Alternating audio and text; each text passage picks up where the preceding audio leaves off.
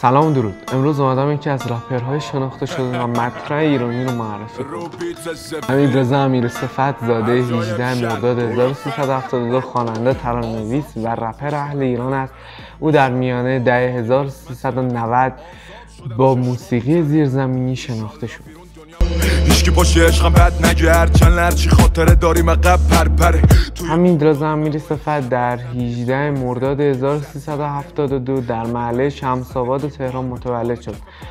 پدر و مادرش وقتی او کودک بود از هم جدا شدند. خواهرش کارگردان است و برادرش در آمریکا زندگی می‌کند. مادرش در حدود سال 1384 با مردی به نام هوشنگ ازدواج کرد و با او در آلمان زندگی می‌کرد. هوشنگ در آلمان مغازه داشت و با مادرش در آنجا ساکن بود. به گفته صفت خود او در این زمان عمدتاً در محل کارش زندگی می‌کرد. صفت در توصیف همسر دوم مادرش میگوید: هوشنگ فردی تندخوی بود و مدام مادرم را کتک می‌زد. حتی یک بار به روی مادرم چاقو کشید.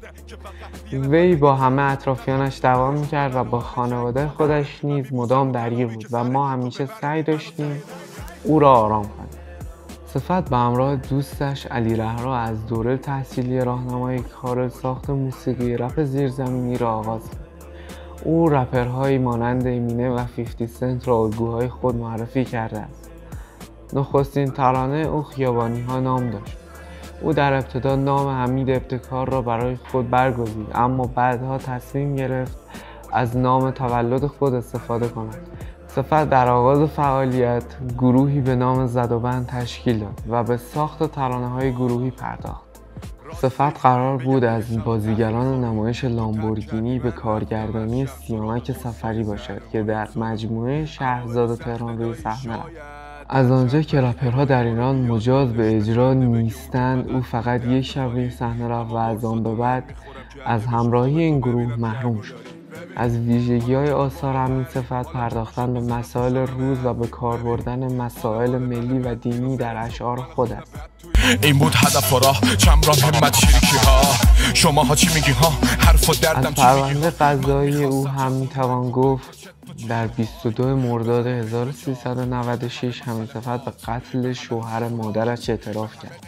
وی پس از بازداشت به زندان رجایی شهر کرج بند زندانیان اعدامی انتقال یافت. پزشک قانونی اعلام کرده بود که پدرخوانده حمیدصفت به دلیل خونریزی و آسیب مغزی در اثر اصابت جسم سخت فوت کرده است. وی در تاریخ 6 خرداد 1397 با وثیقه 600 میلیون تومانی آزاد شد. کمیسیون 7 نفره پزشکی قانونی در گزارش خود 50% علت مرگ مقتول را بیماری وی اعلام کرده است. حکم قصاص حمیدصفت در ارتباط با پرونده قتل در روز دوشنبه 18 اسفند ماه 1399 بازداشت و به زندان رجایی شهر کرج انتقال داده شد.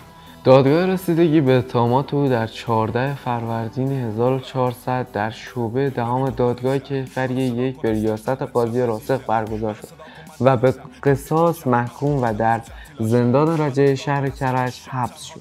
فرجام‌خواهی حمیدصفت از سوی دیوان عالی کشور پذیرفته شد. در این اساس اتهام قتل عمده و حکم قصاص نقض شد و دوباره محاکمه شد. ایوب ملکی، یکی از وکلای مدافع حمیدصفت، مهر 1400 اعلام کرد که حکم براءت موکلش به او ابلاغ شد.